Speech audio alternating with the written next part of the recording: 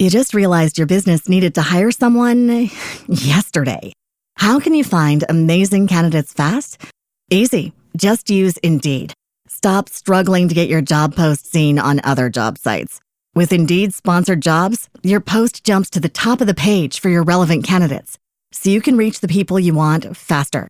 According to Indeed data, sponsored jobs posted directly on Indeed have 45% more applications than non-sponsored jobs.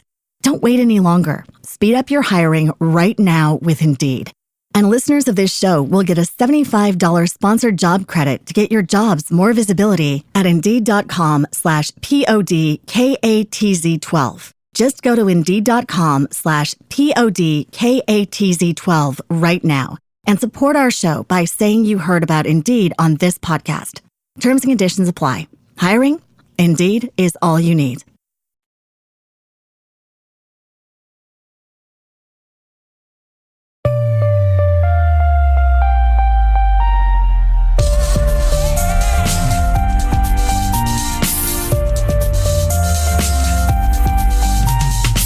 You're listening to Make It, the indie film podcast. Hello, and welcome to another episode of the Make It podcast. I'm your host, Chris Barkley. Oh, man is so excited today, folks. He just hit me with that hello. Oh, I love it. That was exciting. And of course, I am your co-host, Nick Buggs. Just happy to be here because Chris is obviously happy to be here. I am happy to be here. And in our prep for this, I said it so subdued and so low. I thought I would shock you by coming with new energy you didn't know I had. Oh, man. And it's even better energy because I've been on a fast for 4 days, all liquid for 4 days. I don't want to tell you what number 2 looks like, but here's the deal. here's the deal. I've lost 10 pounds. Look at you. 4 days. It's insane what the body does and what it doesn't want while, dieting and going to the gym. Anyway, besides the point, with us today, guiding us on this journey is the one and only producer Papa Bear and the world famous intern Sam. Guys, say hello. Hello. How's it going? Beautiful. And of course, we have our esteemed guest today, Jim Fredrick. Jim, say hello. Hello. Thanks for having me, guys. It's great to be here. It is great that you're here. And we've had a lot of marketing people on this podcast in the past, but no one quite like you. You really stand out because you've, as you're going to share, really worked at the top of the game in marketing and trailer cutting, editing, poster creation, leading sort of these marketing efforts, and you have an incredible book. So now you're an author. You're adding, an authorship to sort of the pantheon of your legacy here. The book is called Opening Weekend. It's out on Amazon. Is it anywhere else, Jim? Yeah, it's also at the University Press of Mississippi, my publisher. Mm-hmm. Hopefully you can see that. Oh, look at that. Nick's doing a hell of a job in marketing. I love it, and I appreciate that. But I also recorded the audiobook. So the audiobook's available on Audible and lots of other places. And that was an interesting process to read the entire book. It's a very conversational book anyway, so I love that. Sense. I love that. Yeah, Jim did it in one take. He's like, it's my story. I'm good. I've got this, guys. I knew it like the back of my hand. Well, I love Audible. I use Audible every day, literally every day. And they were a former sponsor of our podcast back in the day. We should come on, Audible. What's up? Come back. I'm so glad I mentioned their name. Yeah, come back to the podcast. Yep. We love you. We use you. Yeah, that's it. That's it. So before we get too deep into it, though, Jim, can you just give us sort of a formal sense of more formal than I gave, background, your history, some of the things I alluded to, and maybe the reason why you decided to jump out of one space and into the space of writing this book? Yeah, I've been in a few spaces, actually. But as you said, I started as a trailer editor out of college and worked at a trailer company, a vendor called Intralink, and did that for 9 years and started working on a bunch of Castle Rock films. And they got to know me. I got to know them. They were expanding. And I don't know if it was a wise move, but they said, "Would you like to come and be our head of marketing?" And I said, "Well, I'm a trailer editor. I know how to do that, but I don't know much about publicity and media buying and research and distribution and all the other things." And they said, "Don't worry about that. We want you for your trailer editing. You could learn the rest." And that's the kind of guys they were. They were an incredible group at Castle Rock, which was led by Alan Horn, who's arguably one of the greatest studio heads of all time. And of course, Rob Reiner was a partner, and a man named Martin Schaefer was my boss, and he was the head of the film division. So I worked there for 10 years, which was great, and did a lot of independent films, which I'm sure some of your listeners will be interested in. I really got a lot of experience marketing lower budget platform releases. Richard Linklater, Christopher Guest, filmmakers. I love like Christopher that. Guest. Yeah, those films were a lot of fun to work on. And then I went over to the big boys at Warner Brothers. Castle Rock was purchased by Ted Turner, who was then eaten by Time Warner. And consequently, it made perfect sense. And so I went over to a major studio, Warner Brothers, which at the time really was the number one studio in the world. Disney, I think, has since passed that studio, but that's okay. And had a long, long run there, working on bigger budgeted films, wider releases, Warner Brothers movies, the Harry Potter franchise. I worked on almost all of those films, creating the ad campaigns for those. And then I kind of, I had a little run-in with the new head of marketing after 11 years at Warner Brothers, and I left the studio on my own. It's very odd for people to leave a studio job because they're pretty cool. Yeah. But I was about 30 years into my career, so maybe I was running out of gas. I don't know. And just left and had no plans, but ended up getting a job offer from Sony Screen Gems, which was a genre label. That's right. Out of Sony. Yep. Columbia's their major tentpole movie distribution arm, and Screen Gems was smaller, and it was fun for a while until it wasn't. We had a lot of success, but as it happens in any business, whether it's Hollywood or not, I had a run-in with the head of the studio, who was a brilliant guy, made really good films that did well. Let me change that. He made films that did well. They weren't great. Right. There were some good ones, but the odd thing was, in the 18 months I was there, we had almost all success. And then I got fired. And to this day, I don't know why, which was, one of the inspirations to write the book. The first chapter of opening weekend is me getting fired by Jeff Blake, the head of Sony. So, which I called a cold open, and it was definitely cold. And, I'm sure. Cold closure, more like it. Yeah. It was a blessing in the end. I ended up doing my own thing. I went back to trailer editing, my first love, still a great love of mine. I just think it's a blast cutting movie trailers. And did that for a couple years until a friend of mine said, "I'm leaving Chapman University, the Dodge College of Film and Media Arts." Her name is Dawn Taubin. She was actually my former boss at Warner Brothers, and she went to take a job at DreamWorks and said, "Would you be interested in teaching?" And I said, "Absolutely. It's something I always thought would be my last act." And I've been teaching at Chapman University for 15 years now. Wow. Where is Chapman? Chapman's in Orange, California. Yeah, Orange County. Part of Orange County. Okay, yeah. Ironically, about 3 miles from where I grew up in Anaheim. Nice. So that was kind of a nice circle of life moment for me. But absolutely enjoyed teaching. But had a sabbatical at one point, And I got tenure pretty early on, and I said, I'm going to take advantage of this sabbatical thing. What do I have to do? and I thought I'll write a book. And a lot of my students had encouraged it. They enjoyed the stories of my career, and wish I would tell more in class. I felt like you need to learn more than gossip and dissing stories. You need to learn a little bit about how to market a film.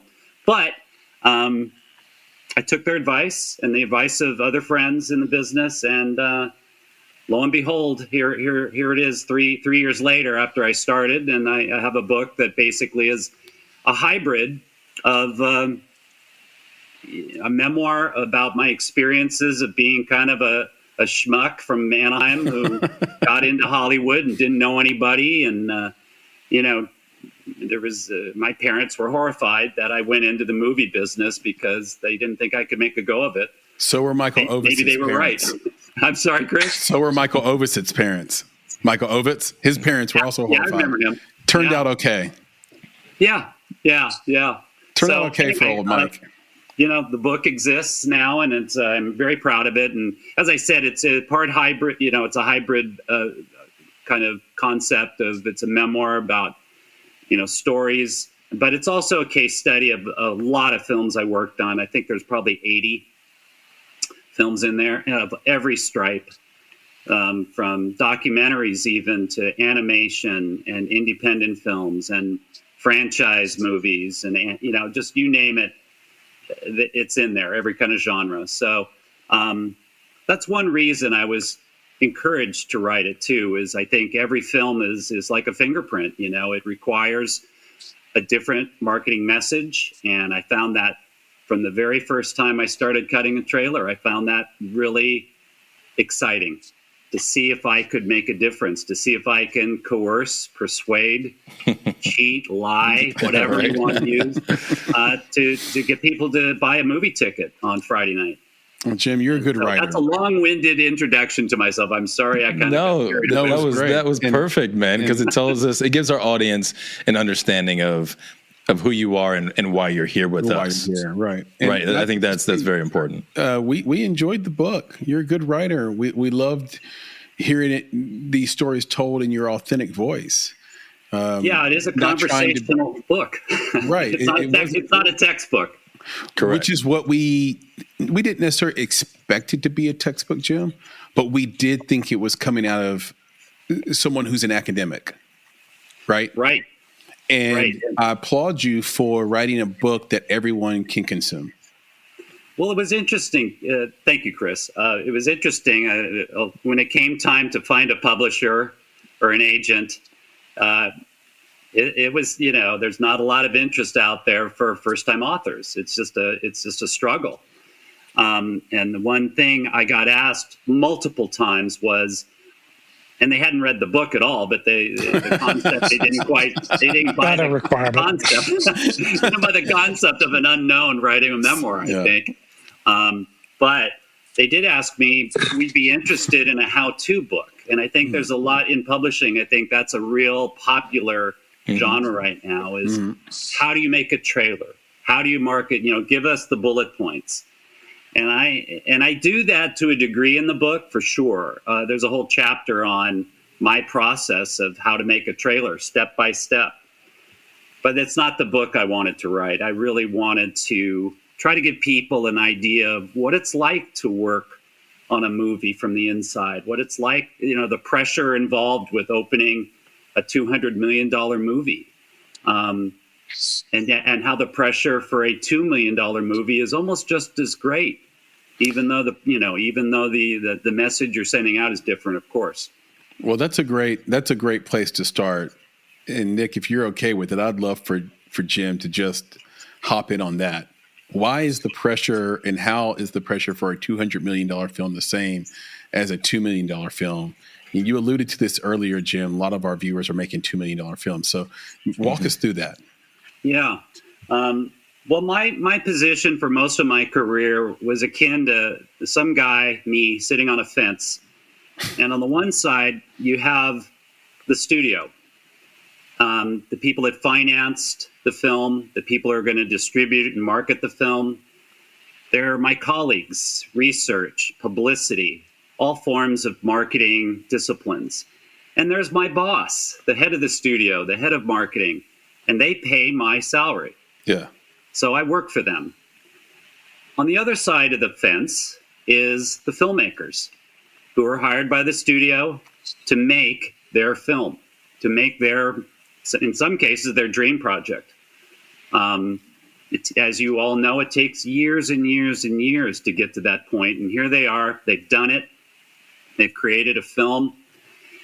And I'm the guy standing between these two factions that don't always see eye to eye. They don't always get along. They don't agree. The filmmakers, rightfully so, are passionate about what they've created. Their jobs on the line in the success of their film, whether it's the actors, the grip, the cinematographer, all the division heads, and of course the producers and the director. So there's pressure coming there. There's pressure coming from my guys, my bosses, and it's up to me to find a way to get the film open on Friday night, which is hence the name of my book, Opening Weekend. That's marketing's job, is to get the audience most predisposed to go, to actually leave the comfort of their couch and their refrigerator, to get away from Netflix for a minute. Although, certainly streaming is also a part of this story as well. But, to get them out of the house and go across town and sit with a bunch of strangers who are coughing and hitting the back of their chair, and it's not as cheap as it used to be to do that. There's tons of options out there for your luxury dollar. And so there's pressure there too. My studio, whether it's Warner Brothers or Castle Rock or, A24 or whoever, whatever the studio that's banking on this film, they're banking on it succeeding. Their job is to, and this is cold, monetize the product. Mm-hmm. Boy, is that cold, right? But that's something you hear in any kind of marketing conversation when you have a product, whether you're Apple selling iPhones or bottled water. Yep. It's the job of marketing to monetize the product. So here I sit on the fence, and my job is to create a campaign to get people to go, either to buy a movie subscription, a platform subscription, or buy a movie ticket. And finding compromise is usually one of the things we have to do. We have to kind of bury our own feelings and our own feelings about the product, the movie. That can never show. Never. But Jim, is compromise the birth or the death of creativity? Well, I think it's the death, but nevertheless. The honesty. But remember, the honesty. I love it. But remember, like you said, he's got two sides of the fence. Okay? No hesitation. Right, and creativity is on one side, and business is on the other. On the other, yeah. That's right. Show business. Right. Yep. It's show business. It's not show art. That famous line.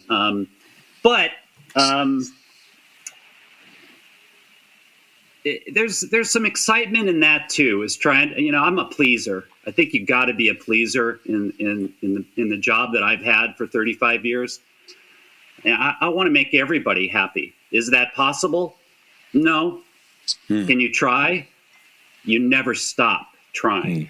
Yeah. And there's other elements that come into the process, research being one, and we can talk about this later. One of the greatest complaints, for example, of trailers today is, what is it? What is it, Nick? Tell me. I'm going to quiz you. What's the biggest complaint you have about trailers today?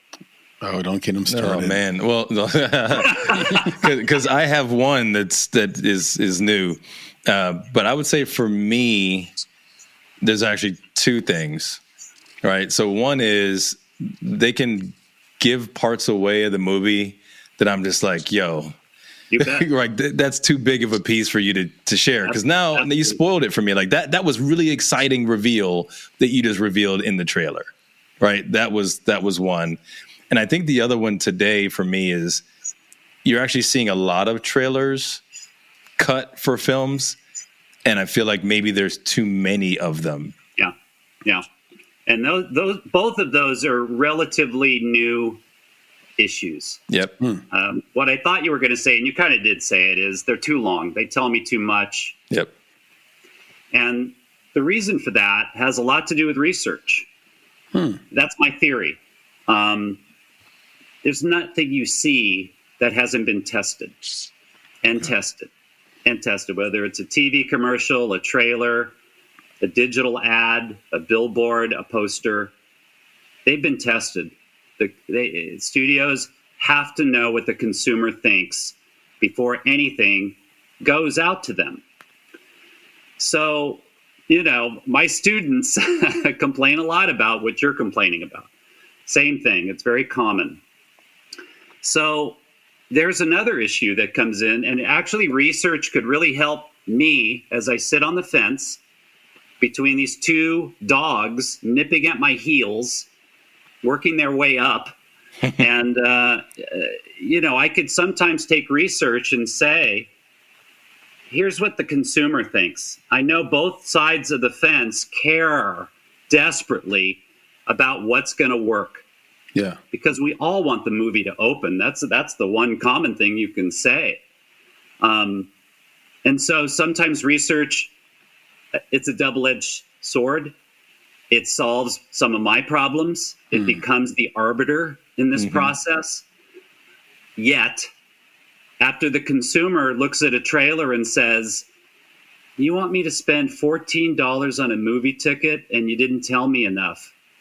So you better tell me more. And that's why trailers are too long. That's why they tell too much.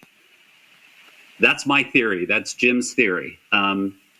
So the original question was, where does the stress come from? I hope I'm starting to right. where it is. Illuminate the stress. Yeah. Careers are on the line. Lots of money is on the line. Credit matters. Credit, blame. There's a tremendous fear in Hollywood. And the fear has really infiltrated the studios and marketing in particular, the fear of failure. It's still competitive as all get out. The studios are going at each other every weekend. So lots of money going at it. There's a chapter in my book about a particular weekend where Warner Brothers opened The Perfect Storm against The Patriot. This was the year 2000, I believe. Perfect Storm has Mark Wahlberg in it, right? Yeah, Mark Wahlberg had a guy named, also a guy named George Clooney. Yeah, there you go. Neither were stars at the time.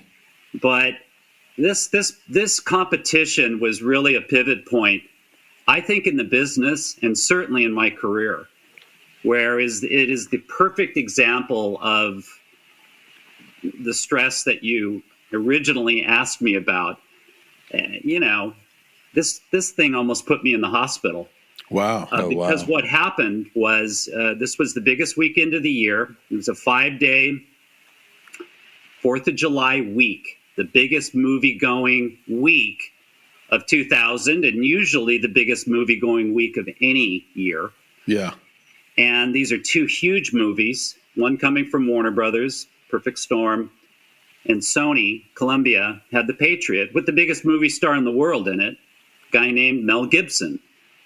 Yep. Opening a movie about the Revolutionary War on July 4th. So that was big competition for The Perfect Storm, based on a fairly popular book, true story.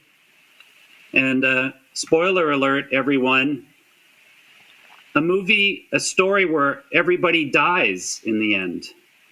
Oh, yeah. So there is lots of, we both had marketing challenges in both films, but the one thing that happened, neither studio was willing to move. So it you mean move their release dates? Their release date. Got it. Okay. So consequently, this was the press loved this. They were scratching their heads at the stupidity of two films basically cannibalizing one another on this incredible opportunity of 5 days in the summer where everybody's out of school, they're on vacation.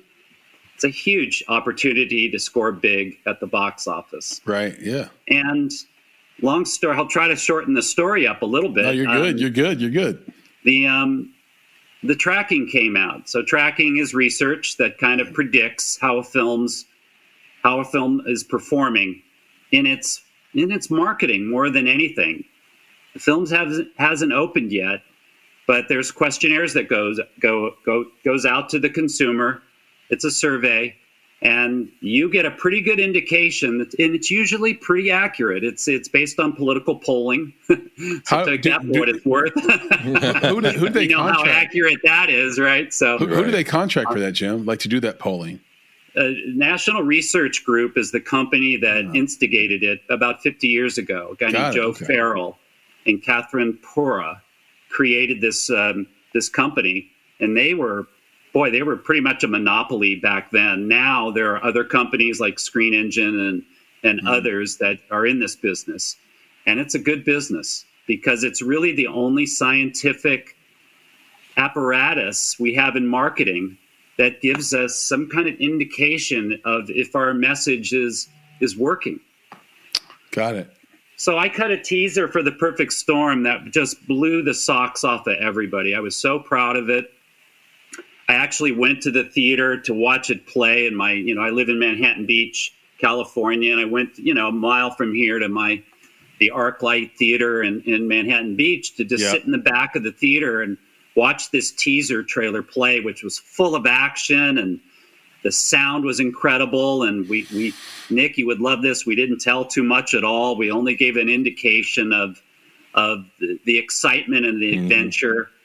And I came out of that theater. I went to the lobby and I jumped up into the air and screamed. I was so happy that we had a hit. I knew we had a hit because I could see the reaction it got in my little theater, and I figured this is happening around the country. And man, I can't wait for this movie to open. So tracking usually starts 3 weeks before you open. And the tracking results came out, and guess what? The Patriot was kicking our ass. Yeah. We were just not appealing for some reason. Why? Tracking doesn't tell you that. But it was apparent that Mel Gibson's star power was working, and our message, based on tracking, wasn't working. So the next 3 weeks, I didn't go home. And that was stressful. And you're trying everything known to mankind to try to figure out a message for all demographics, because don't forget, these are two incredibly expensive films. So they want to be 4-quadrant films, basically. Absolutely. When you have a movie that costs $100 million, and this was 2000, so this would have been probably twice that today. Right. Or more. You spend a lot of money to make a movie. You have to make a lot of money to make it back, to make a profit.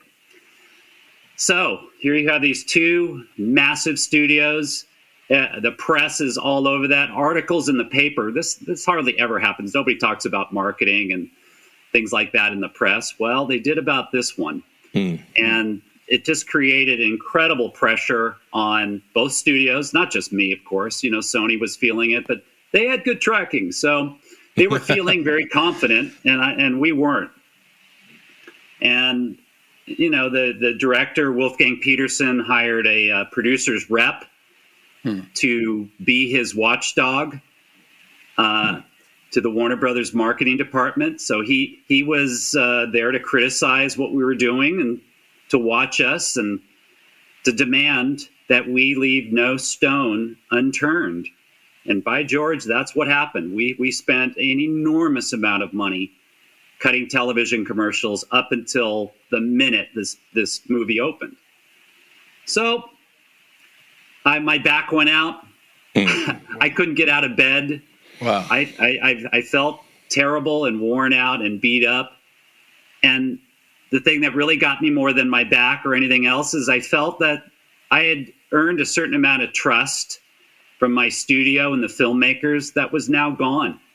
Mm-hmm. You know, I had had enough success in my job that I felt like, hey, come on, you know, have a little faith here. We got a teaser that worked. I saw it with my own eyes. You know, I've opened movies before. Come on, don't give up. But they, you know, of course, nobody cares about me or my back, nor should they. Nor should they. Maybe they should. They've got careers riding on this. They've got tons of money. They got shareholders, you know. So, you know, much bigger issues at stake here. And long story short, my back, you know, got better. I came back to work. I gave it the good old college try, and lo and behold, the movie opens, and we kicked their ass. We doubled their box office. Wow. Tracking was incorrect. Wow. Tracking had it wrong. That's a great point. And I felt good, but I felt things are changing in marketing in Hollywood. I feel it. It's this blind faith in the big data, big analytics. Absolutely. And your sense that the data has to be more correct than your artistic, creative intuition. The data just doesn't understand human beings. And there are domains where data is perfectly suited. You know, we work with data all the time just here on the show, but there's a part of it where it's like, I don't care what that says because I don't trust the source that it came from. I think the source is manipulated that's feeding that data. What's happening right in front of our eyes, right? Let's check the weather on our phone instead of step out on our porch. That's the idea. And it's like, no, just step out on the porch. What does it feel like to you? No, and Chris, this is killing me because what precedent did this set? Yeah. Because the question becomes, was the data wrong, or did the pressure that they put on the marketing team result in a success? And therefore, the precedent that gets set is put as much pressure as you can on the marketing team, and we can be successful. Yeah, don't let them lay back. Yeah, that's not a good precedent, especially if don't let them see their family. Exactly, especially if the truth of the matter was that the tracking isn't correct. So when you mentioned the political polling methodology, what you have to know is that when political polls are done, they poll such a small percentage of the population with the suggestion that statistically, that poll is statistically significant. So yes, their numbers came back a certain way, but it was such a small percentage of the population, they probably did not poll the correct percentage, or they didn't have the appropriate demographic or geographic makeup to tell you the truth. Yeah.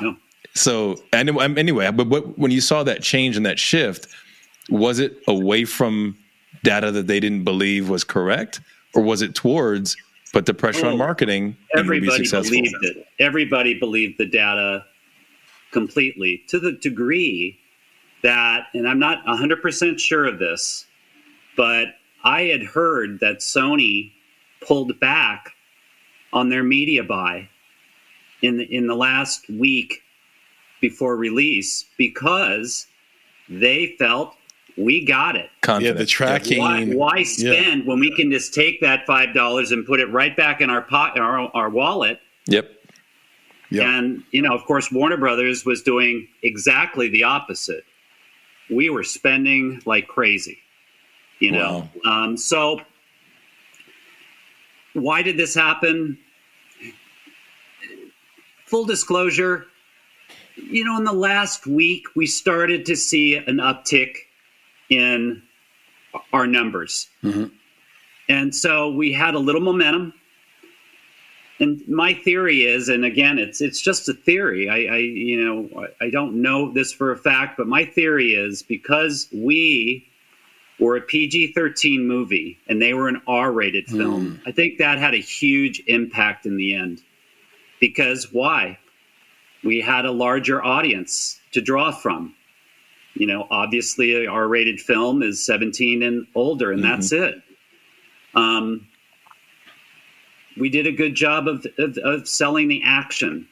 Yeah. Maybe people felt, I know what happened in the revolution. I really don't need to go to school. Yeah. Who knows what happened in the end, but it was a pretty significant difference in box office. I still remember this trailer for The Perfect Storm. I still remember it to this day. Do you? I do. Yeah. Yeah. It was incredible. It was awesome. The raging ocean, the boat, like I see it in my head right now. It was great. Do you remember a certain image from that? I do. I remember the darkness. It was almost like the color code was in blues. Yeah. And black. And well, Yeah. you're not gonna. Well, I guess, but like it was a film that looked. The trailer gave you a sense of ominous doom. Yeah. And I think that they it was just a wonder. I remembered who was in it from the trailer. Like, it's Mark Wahlberg, right? Like, Yeah, you're right. So Yeah. I remembered that, and so I think you guys did a great job. Now, here's what's interesting, Nick. We hear from independent filmmakers the opposite of this situation, Jim, which is if I just got the opportunity to make the movie I want to make with the studio, they can do whatever they want. I won't get in their way at all. And I also think that's bad advice. Yeah. Like, because they're the creative. Yeah. Yeah, they're expecting the studio to have the platform, right, to build everything from there. So just let me make my creative, and then I promise I won't get in your hair, Nick.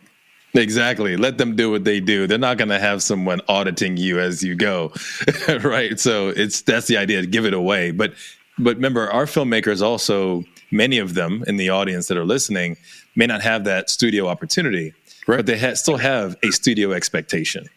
So they still have this expectation that they make the film, and by virtue of the quality of the film, it's going to be successful and people will watch. And we still don't understand that. Like, why would you think that? Like, have you not seen the marketing that these films are doing, that these studios are doing? But the money the money they're spending, but independent filmmakers, and we recently did a poll on it, and people are responding that they spend nothing on marketing. It's like, okay, yeah, I don't get it. $0. $0. Yeah. Yeah. Like, what is happening? I used to love working on independent films that cost $2 million because there was a certain amount of pressure that wasn't there. I could do pretty much what I wanted to do. And this happened a lot more, obviously, at my career at Castle Rock, where half our releases were of an independent style. And when I went to Warner Brothers, particularly on Perfect Storm, that all changed. Yeah. They couldn't afford to trust me. And risk. I miss that freedom you have to really put out something that's leaves something to the imagination. I think people want that, like that. It's the way Hollywood was created, frankly, with the moguls going with their gut. There was no NRG research. There was no tracking. That's our desire, I think, today is, gosh, wouldn't it be great if, this was more of a gut business? But let me jump in on that either. Let me ask you, Jim. All right. So you mentioned the trailers, right? And like, what was the thing that annoys me? But there was this one thing that I wanted to mention that I don't know how I feel about it. I really want to know how Sam feels about it. I've been keeping this from him. So here's the deal. So we talked about, like, you want something kind of left to your imagination. Have you seen what Kraven the Hunter is doing right now? They have released the first 8 minutes of the film. It's not a trailer. You get to watch the first 8 minutes of the film. I'm not doing it. Like, my son wants to watch that movie. We're going to watch it together. I'm not going to watch the first 8 minutes right now. But here's the deal. Before you get in, I know you look at him. He's chomping at the bit. The thing that Jim mentioned was, hey, look, guys, everything is supported by research. Everything is supported by data. This isn't something that someone's stepping out on a whim doing. So what is this research that is telling them that people want to see the first 8 minutes of a film in order to watch it? It's crazy to me. Well, what I'm just going to say is I saw there's a new animated Lord of the Rings. Yeah, I saw that. On the way. It did the same thing. They released the first 8 minutes from that as well. What I think is interesting, though, is usually, from what I know and from what I've seen, they release the first 8 minutes as part of like the home video marketing. So it's interesting to see that it's shifting back into right before theatrical release. My theory would be because there's a lot of like releases in that kind of field around the holiday. They want to try and get that real actual taste of what the movie's like out there. It's just strange to me that it's not a scene and that it's literally the beginning of the movie. The whole exactly. Yeah. Exactly. Yeah, it's strange. The first 8 minutes. So here's my thinking, right? Without the data to back it up. It's just the fact that there's so much content out there to be consumed that the battle now is for you. Well, it's always been for your attention, but never like this. So I'm going to give you the first 8 minutes because then you'll be invested. You're not really invested in a trailer, especially if they give away all these various pieces of the film, right? Oh, okay, I see what you already gave me the spoiler. Dude turns into Red Hulk. Okay, cool, I got that, right? Like, it's done. That's the thing I was waiting for. I wanted to see who was going to be Red Hulk. But now it's like, no. Let's give them the first 8 minutes. They're going to want to see the rest of it. You've already started. Why would you stop? High quality, right? You're going to have great actors. You're going to have a lot of violence, right? It's like you're going to be hooked. And because you're hooked, you're going to watch. Right. Or is it that after the strike, there were new definitions for what a view is, and if you can get somebody to watch 8 minutes, then those streamers that do actually pay a residual, now they have to pay up because 8 minutes means you watched it. YouTube. Can I give you the studio point of view? Go for it, man. I want to hear it. This is familiar. It happened when I was at the studio, and it came out of desperation. They're panicking. They've done everything they can. They've cut a trailer. It didn't test well. They've tested the movie. It's not testing well. How on earth are we going to monetize this product, they say? Well, we better show them some of the product. That's all we have left. Yeah. And it's tantamount to something that the studios used to do. And I still see it every once in a while, and it just makes me ill when I see it. After you've opened a film, I'm sure you guys have seen this before, a testimonial spot. You heard of that? Mm-hmm. Yeah. Somebody that comes out of a movie theater in the lobby and there's a camera and they're saying, oh, it was the greatest thing since sliced bread. I was so afraid it scared the daylights out. That's the indication that you got a real bomb on your hands. And this is the last straw. I love the inside baseball of that. This sounds like the last straw to me. It's the last thing that the studio can do to drum up interest in their film. Honestly. Wow. Now, I might be wrong. I don't know much about this film you're talking about, so maybe I'm wrong. No, you might be right because this is part of, I think, Craven is part of the Marvel universe, and they've been having some challenges in that space as of late, particularly because of their series, not as much because of the movies, but they've been hurting, and I think that they've turned off a significant part of their audience, I guess. But the challenge with this film, at least in my mind, is that film is totally different from what they've been doing recently. Like, it is what people want. I mean, there's so much violence in this thing. Like, that's what they want to see. Those 8 minutes delivered that, and so maybe it will work. Yeah, if it really looks different than the Marvel brand looks, then that's probably a good reason to do it. Yeah, and they did well with the trailer. Check the research at the end. Once it's done, we'll say Papa Bear circle back on that. How did it end up doing? And then we'll report it to the audience. It's the best we can do. Speaking of reporting to the audience, by the way, Jim, I want to circle back before we get off this conversation about marketing for that $2 and $3 million film. But in the meantime, beforehand, let's turn it over to intern Sam for some audience polls. Sam, please take it away. All right. So we got 2 polls here tonight, as usual. Normally there's 4. There's not normally 4. By the way, there's 2. Yeah. But there are 2, and tell me that doesn't feel like a cock. Tell me that doesn't feel like a cock. What is happening? Sorry. Go ahead, Sam. That'll be in the show. Exactly. Unless I can mute that out. Like, go ahead, Sam. It's all good. Please. Yes, Okay. Continue. So we have 2 polls. They are related. They should also strike a chord with you, Jim. The first one, and this is posed to the audience, is do you watch movie trailers? So coming in at number 1, and I actually agree here, is 68% said sometimes, 17% said always, and then 15% said never. 15 said never. Which I respect. I do respect that. I try to avoid as many trailers as I can. You don't watch trailers, right, Sam? Like you're an anti-trailer guy? To the point. Is that fair to say? It's fair, because to the point where I will risk being late to the movie to avoid as many trailers as I can. Wow. It's just because I see everything. I don't need to see the ad. I'm going to see the movie anyway. Yeah. Okay. So you might be an outlier, right? Like some people, like I don't know many people who would risk being late to the movie to miss the opening trailers. Like, but the cool thing about that comment from you is that you are in the most in-demand demographic in movie business, like 19 to 24-year-old male.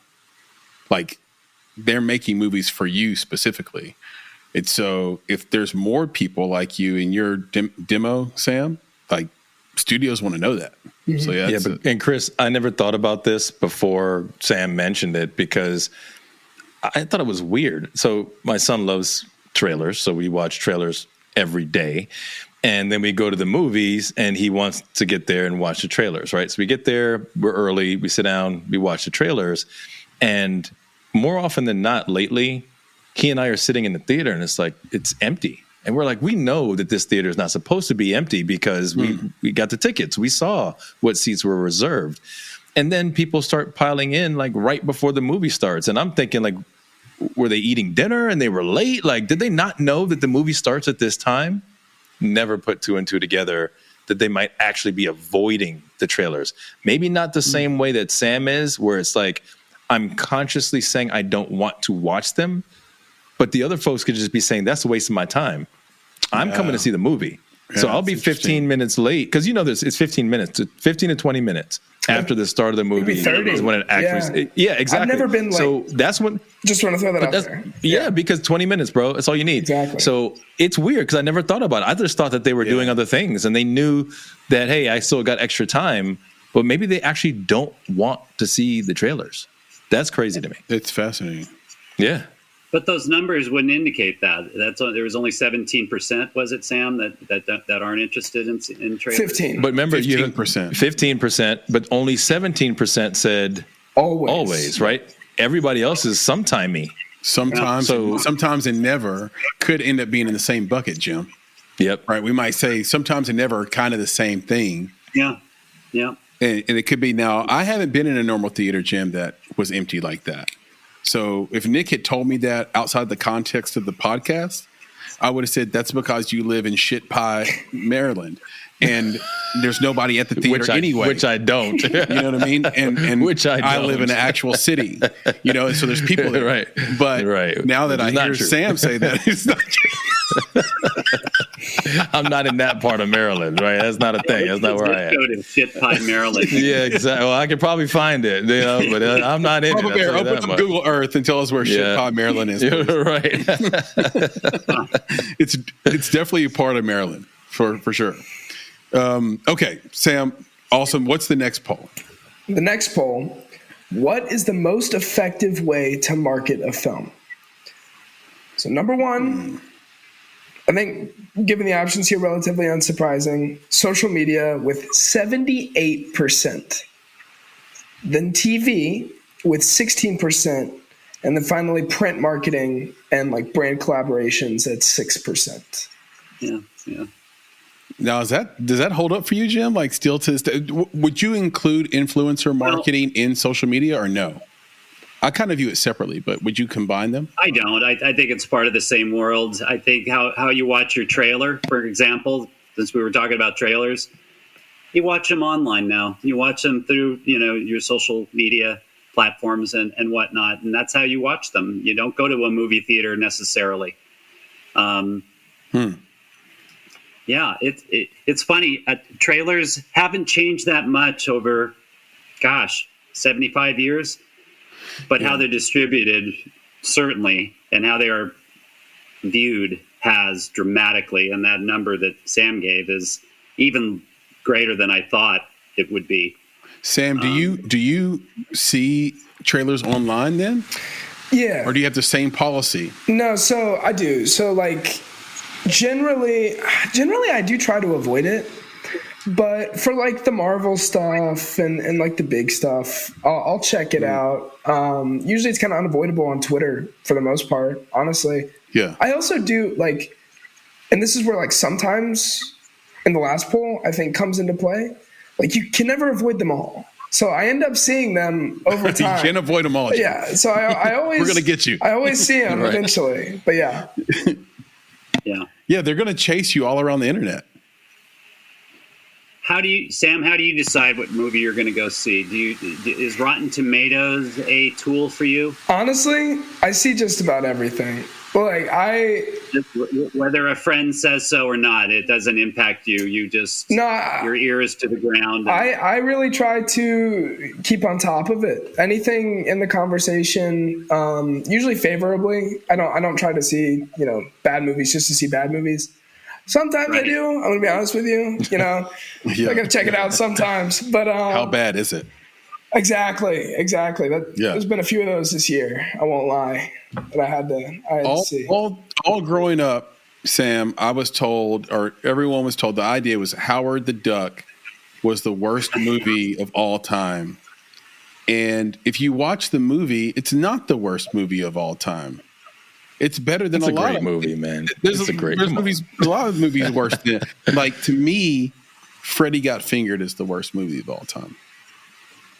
The only movie you've ever watched. Why do you think Howard the Duck, though, has this reputation? And I'm going to also throw out a movie I worked on that's right up there in the pantheon of all-time losers. Please don't say it's Freddy Got Fingered. But right. It's not. And by the way, we don't choose the movies we work on. Let me say that now. I was assigned this one, and I had no choice. So to do the marketing for a movie called The Adventures of Pluto Nash. Oh, we know that.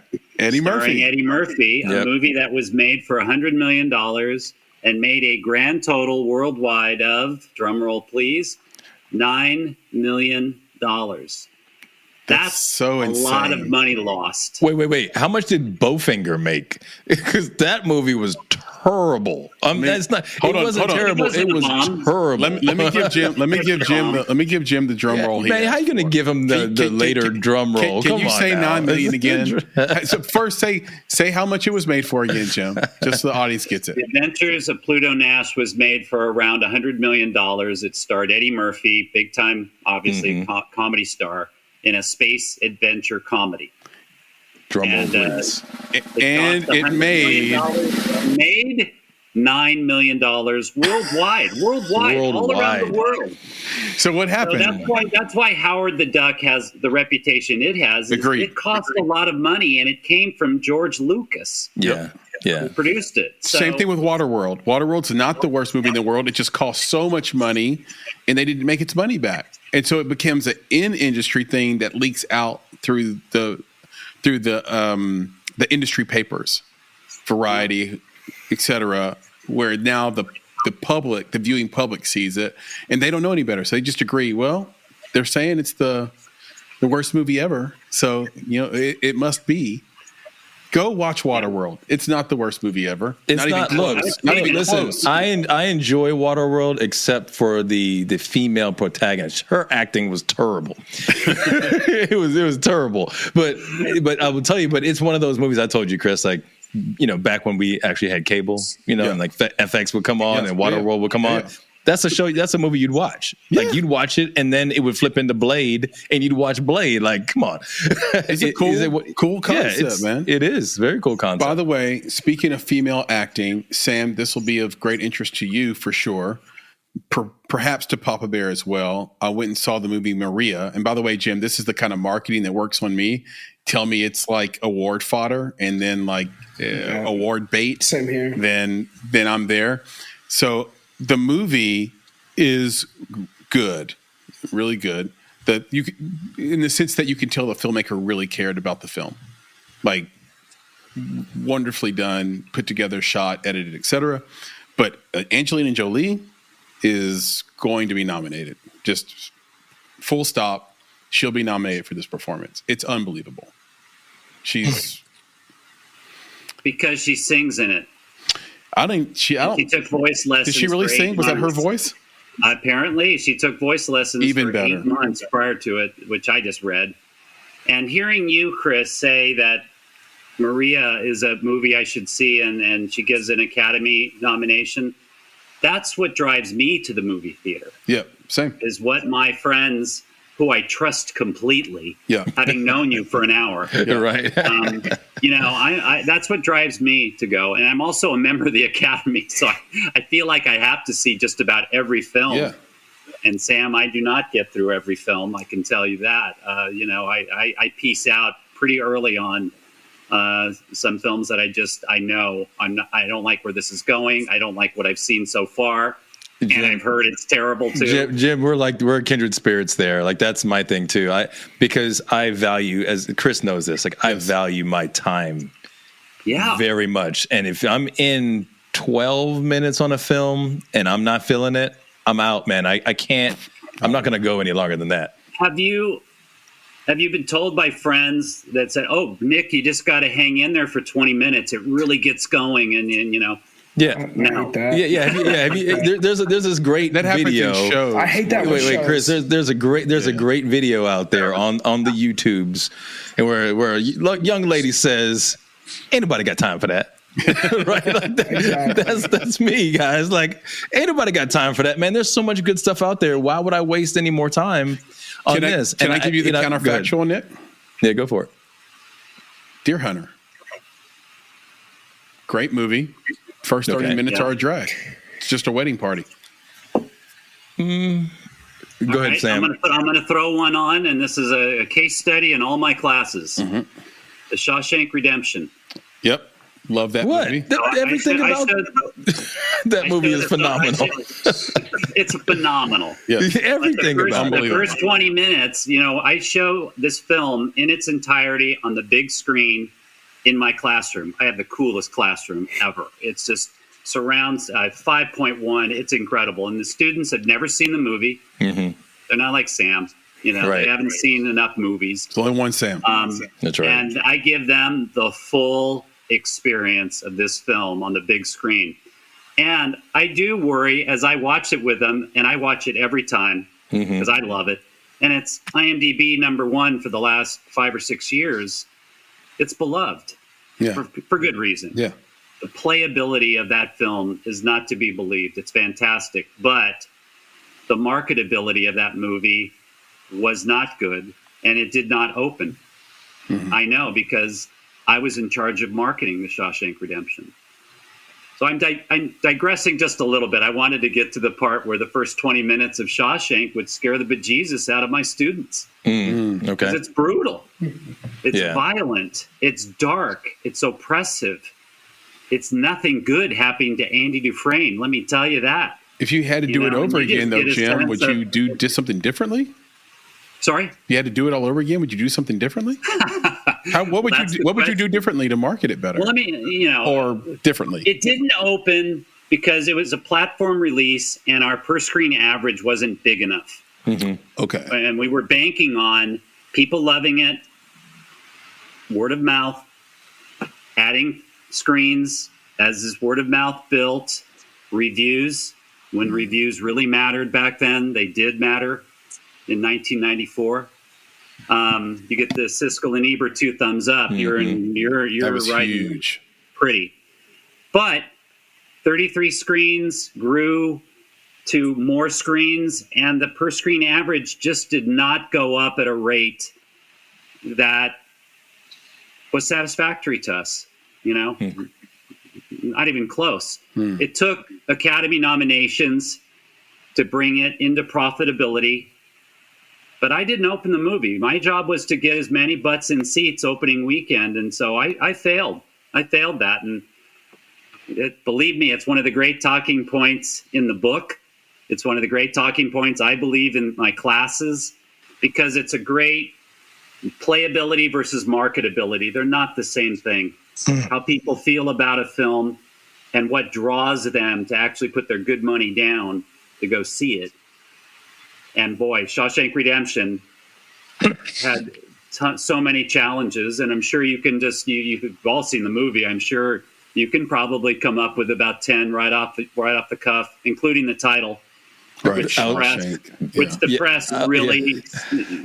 press really blamed the title. Yeah, I was going to say that was the one thing. Yeah, that was the one thing that I would say that you would change. But I'm glad that you didn't. Nick, I think at the time they probably knew. I think they knew. I think they knew at the time, right, that Shawshank was a tough title. Yeah. But I think for me, what I love so much about it, the fact that it wasn't changed, and I know it didn't feel good then, is that there is no other film like with that title. Like it sets itself apart from everything else. Everything else, yeah, exactly. It's iconic. Everything else has a title you'd expect. A title that when you hear it, you know exactly what it's about. Whereas Shawshank Redemption, it's in our lexicon now. Exactly, you don't quite know, but it sets itself apart. You hear just Shawshank, nothing else. You know what we're talking about. Yeah, it's in the zeitgeist. I always think of Poltergeist. When Poltergeist came out, I remember hearing nobody can pronounce it. Nobody knows what a poltergeist is. Right. What is this German word? It managed to open, you guys, so people went looking it up, man. No. You know why they got around that problem? Like, better than I. When did that movie come out? When did Poltergeist come out? Man. 83, 84, 84. PB, when did Poltergeist come out? Oh, look, let's just yeah, he's looking, right? But let's just say it's in the 80s. So here's the deal. In the 80s, our parents did this wonderful thing. You'd say, what the heck is a poltergeist? And they'd say, go look it up. And that's what we would do. So we were educated. We opened up. Oh, that's a 82. See, there you go. I was so close. Produced by Steven Spielberg was also a part of the campaign. Do you really think that helped, Jim? Yeah, I do. Well, also Poltergeist was scary as crap. And a good campaign. It was a great campaign. It really was. It was very scary and very scary at the time. I don't know. I don't even know if it holds up as scary anymore because TVs don't go off anymore. Hey, little girl in front of the TV. When TV went off, when the TVs actually went off, like if you were a kid, that scared the bejesus out of you, to use one of your words, Nick. Okay, there you go. Hey, let's pay some bills. Sam, thank you so much for your polls and your insights as usual. When we come back, we'll do some things we should know. Hey everybody, Chris here, and this episode is brought to you by the feature film Midas Man. What is Midas Man? Midas Man is the first, final, and most respectful cinematic portrait of Brian Epstein. Based on an original story, Midas Man explores the life of a man who struggles to find his place in the world. Brian Epstein is celebrated today as the visionary who signed the Beatles and creating the blueprint for modern artist management. Throughout the film, Midas Man traces Brian's life from his formative years to his meteoric success and the ensuing chaos as he managed some of the biggest acts in the world. The film delves into his close relationships with family and friends and his lifelong search for love, set against an extraordinary period of cultural change. It reveals the untold story of one of history's most remarkable outsiders. Though managing the Beatles was perhaps his most viable role, it was only a part of the 1,000 lives Brian Epstein lived in just a few short years. And without further ado, I'd like to show you guys a trailer of Midas Man, which you can watch on the Olyn Network. That's OLYN. So you get there, OLYN.com. You can also find it some other places as well. But be sure to support Midas Man, support indie filmmaking, support filmmaking in general. Promise you won't be let down by it. So enjoy this trailer. Cha-cha boom! The Cavern Club, Liverpool. The moment my life changes forever, and everything suddenly becomes so clear. May I come in? Oh, if you do, one of us will have to come out. Time to shine. Those boys will be bigger than Elvis. How was that, Mr. Martin? I think there's some promise. Some promise. You just realized your business needed to hire someone yesterday. How can you find amazing candidates fast? Easy. Just use Indeed. Stop struggling to get your job post seen on other job sites. With Indeed sponsored jobs, your post jumps to the top of the page for your relevant candidates, so you can reach the people you want faster. According to Indeed data, sponsored jobs posted directly on Indeed have 45% more applications than non-sponsored jobs. Don't wait any longer. Speed up your hiring right now with Indeed. And listeners of this show will get a $75 sponsored job credit to get your jobs more visibility at Indeed.com/PODKATZ12. Just go to Indeed.com/PODKATZ12 right now and support our show by saying you heard about Indeed on this podcast. Terms and conditions apply. Hiring? Indeed is all you need. Back to the show. Producer Papa Bear, why don't you come on, man? Come on and bring us some things we should know. We're ready to be confounded. Southern drawl, yeah. Chris, is that what that was? Come on, man. Come on, now. man. Yeah. Come on, man. I need to bring in a certain, demographic with this too. All right. I get it. There you go. Odd as it might seem, before we get to things we should know, I would like to ask Jim a question about trailers. Absolutely not. He is our guest. No, I'm just kidding. No, I'm just kidding. Go ahead, people. Well, Jim, earlier you said that, you don't get to pick the films you work on. You're assigned a film. And so I would imagine a trailer maker, the first thing you do is you go and you watch the film. And how many times do you have to watch a film? Have you had to watch a film before you get to that point? Well, okay, I've got it. I think I know what to do with this. And what is that process? Yeah. Well, we actually usually get a script. Good question. So we actually read the script first, more often than not. Then the movie is made, obviously. Mm-hmm. The reason we read the script first, by the way, is sometimes we're asked to cut something like a teaser trailer that doesn't include any footage from the film because it's being shot. We don't have anything, So that's happened more than once in my career. But back to your original question about how many times do you have to go through a film to cut a trailer? The number is a lot. A lot. When I start on a trailer, I go through it once and watch it just as you would watch it in the theater for the joy of it, to see what kind of impacts me as a audience member. I might take a note. I might not even take a note. Yeah. And then it's time to go to work, and I sit at my Avid and I watch the movie again, and I start isolating the moments that I think could make a good trailer. And one of the great fallacies of trailer making is, they just take the best moments from the movie and string them together randomly and throw some music on there and out she goes.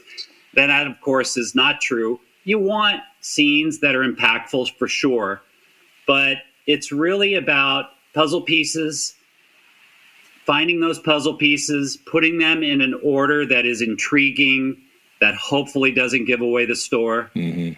And and you have to watch the movie certainly more than once or twice to make sure you've got those puzzle pieces. Sometimes you're missing something. Sometimes you even go back to a filmmaker and say, especially if they're in production, hey, would you mind shooting me a little something special where the actor says yada, yada, yada? Because I really need this piece of information in my trailer. That's great. Or you do an ADR line and you play it off camera. So you never stop reviewing the movie. It's usually changing too. I've worked on films that have been 5 hours long, the first cut, and on their way to 90 minutes. Wow. That's sort of big cuts going on there. Right. And then the last thing I want to mention, even though it wasn't in your question, since we're talking about trailers, is the importance of music. Yeah. To me, it's as much as 80% of the game. And the reason for that is it's the emotional hook that it brings. And music makes you laugh in a comedy. You guys know the trick. You stop the music, they say the funny line, right, and bam, a music cue comes in there, so you know where to laugh. Yeah. Yep. And scary music for horror, emotional music for The Shawshank Redemption. Right. Right. Right. It's about hope. Yeah. Or so I thought. Right. before I bungled it. Yeah. Right. No, Jim. My favorite thing is, and I'm looking at this wonderful book here. I play with my tease my wife about this all the time. No, I'm going to show them the book. Yeah, there it is. Maybe bring look it at on that. The screen. It's by Jim Fredrick. So that is exactly on the cover, by the way. Scratching your head, right? I like it. Yeah, I like wondering it. how do I get people to go see this? Right. Well, I will tell you, man. My favorite thing, and I want to do this and Chris, we'll have to maybe create a new segment for me or whatever, because this is my passion when it comes to these trailers. Is that I want to do all the trailers like this. Opening weekend, an insider's look at marketing Hollywood's hits and flops by Jim Fredrick. Fontaine. We're doing Donald Fontaine, Nick. Greatest movie narrator of all time. Yeah, man. And that's the thing is, there's always there's that voice that to me is part of my trailer experience. And I feel like sometimes when I don't get that, it's not fun. Yeah, but it's not fun for me anymore, right? It's just I want that because it's fun. Honestly, that voice is fun for me. And when I don't get it, it's wasn't as exciting. I want to hear that, Jim Fredrick. It's so dramatic. The voice of God narrator has gone the way of the dodo bird. Yep, there you go. My students think it reeks of being sold something. Mm-hmm. That's what they think. It's just kind of past its wear date. Bringing it back, Sam. Yeah, Sam, I'm bringing it back. We're gonna do it. Nick, you're the only one who said something good about these changes in generations, that. Nick, are I love it. They are fascinating, and they hit you. They blindside you because you're living in the world with everybody, but you don't realize something's really changed. Oh yeah. In our film, Other Versions of You. Well, it's another version of you, but it'll soon be Other Versions of You. Back to its original title. We were sure. So it's a sci-fi romance, and sci-fi rom-com, if you will. So we were sure that young women and young men were going to test for the film. And it turned out that the sentiment in the film was really enjoyed by women 35 to 49. Older. Yeah. And so it was like young women didn't vibe with our character and our sentiment of what romance was. It had changed. The sentiment of what a romantic guy is, and it had changed and when you have an assumption so big that doesn't turn out, it turns everything upside down. Like, okay, where do we go from here? What do we need to do? Because we made this whole movie based on this really young audience liking it. And instead they see the protagonist as someone we didn't even consider. Yeah. Yeah. It's interesting. Yeah. Anyway, it is things we should PB. know, Papa Bear. What you got, PB? All right. Well, the first film trailer shown in an American theater was actually produced for a Broadway musical production by an advertising manager for the Lowe's theater chain. Did you know? Who was the advertising manager? In what year was the trailer shown? And what was the name of the theater? Holy cow. We're Jim. really supposed to know these answers? We're not. Right. Jim, you're supposed to know it. You're right. Not us. One, just one. We're not supposed to know. You are supposed to know. You see, and it's getting harder and harder, PB. Like there was once upon a dream, we had a chance. Now it's like, bro, Read the you're going question to parts, again, PB. No, he's going to parts of the Encyclopedia Read it again. Britannica that we don't I don't read, even know bro. the question. Read the question again. This is crazy. I thought perhaps a professor might be teaching. when the first film trailer was shown, because it was shown in an American theater and produced for Broadway musical performance. Okay, it's Broadway. Okay. By an advertising manager, much like Jim, for the Lowe's theater chain. Okay. It's a Broadway. Who was that manager? Okay, we need manager. The first trailer. Do you know the name of the movie? Can I give you my guess on that? Well, here's what you're missing on the carefully worded question. It's for a Broadway. It's for a Broadway musical. So I do know the name of the Broadway musical. Okay, so do we have to guess the manager, the musical, and the year? Is that right? No, he said the theater. The theater. The theater. And the manager. Where the first there's three film things you have to trailer, guess. it's a film trailer, but it was produced for a Broadway musical. Got it. Wow. And you're asking us to know the theater, the manager, and what else? That had It's got to be in New York, right? The theater. It is. Yes, it's a Broadway. It was a Broadway place. I mean, that was the big tip. Is it for sure a famous theater chain or one that still exists? It's Lowe's. Well, Lowe's is Lowe's famous. was probably before you were born, Sam. Figured. Papa Bear. You're asking us to answer three things, right? Yeah, but you don't have to answer them all. If you can get what are the three? Manager, theater, and what else? Year. Who was that advertising manager? What year did the first film trailer ever play in a theater? Okay. I'd say 1917. 1917. That's a very good guess. I'm going to guess 1918. Haha, Okay. Price is right. Nick, do you have a guess on year? 1914. He's going to say 1914. Look at his phone. They won't let me. Yeah, they won't let me. He always says 1914. Man. Go for it. Don't. Well, see, one of these times you're going to be right. I was actually going to go 13, but yes, 1914. 1914. Okay. It's Sam, weird because I'm trying to think about Broadway. Like when was, when would they have gone to film from a Broadway show? Like, because it's a film trailer. It's a film trailer. So if it's a film trailer, then you had to have a film at some point of this Broadway movie. So I don't know. Would the Broadway movie? But it's a film trailer. Might have just been the title of the production and saying, "Come see us." I don't know. Sam, do you have a guess? I thought the name of the movie was The Adventures of Catherine. But maybe I got that wrong. Okay. 1914, Sam. I'm going 1922. I'm going a little later. 22. The year Nosferatu released. That's my guess. Okay. I'm going to go that the manager is P.T. Barnum. Yeah, it's got to be someone like very famous. I'll go with D.W. Griffith. D.W. Griffith is a great guess. Nick, you got anything? Was he a marketing manager?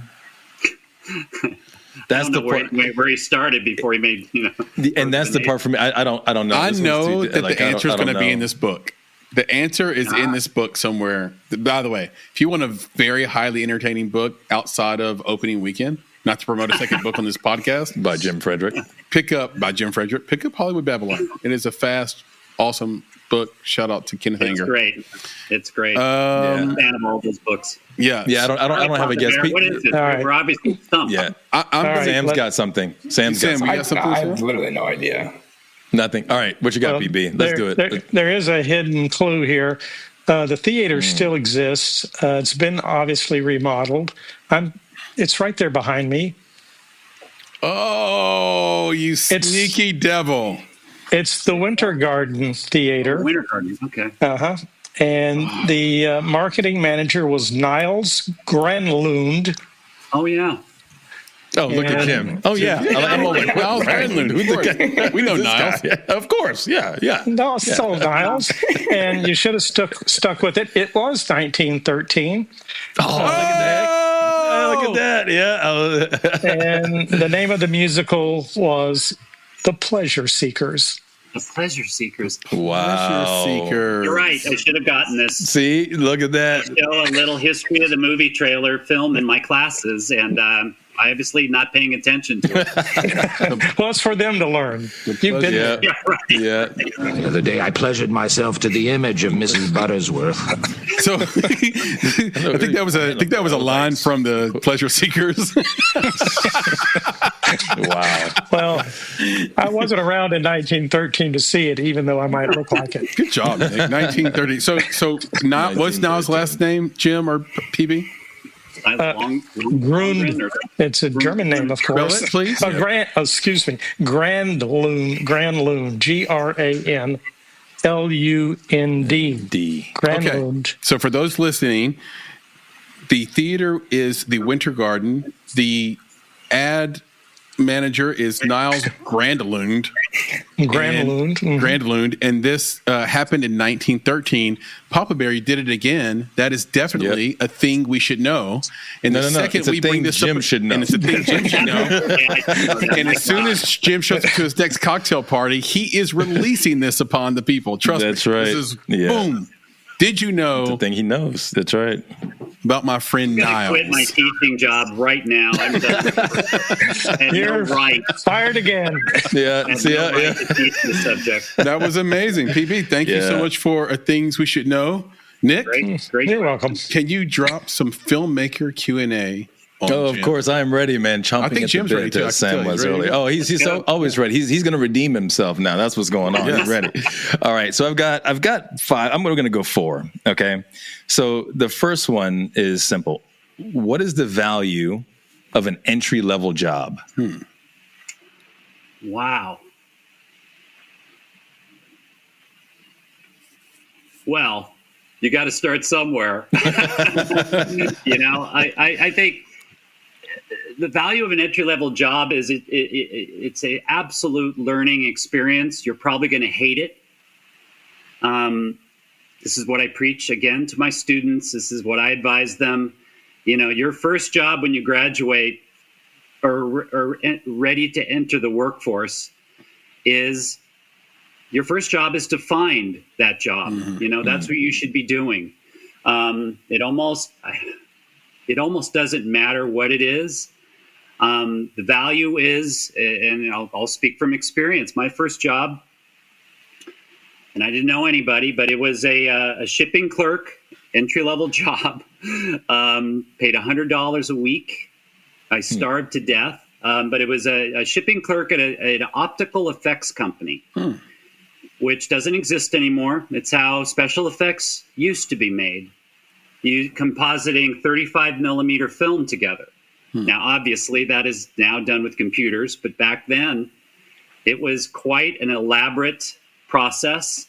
Even if it was simple as putting titles over a background scene, it required optical printers and lineup men and all kinds of things. So I was the guy who would go to the lab to pick up the film. I would go to the movie studio to deliver it. I would stand at the shipping desk to hand out film, which is how I actually met and married my wife of 37 years. She came in to pick up film one day and she asked me out. There's a lot of value in that entry-level job. There was a lot of value in that job. Yes. But yeah, it made me, I didn't know Hollywood at all. I came from Anaheim, California, which is down near Orange where I teach. And I got to know the territory. I got to know what people were like in the business.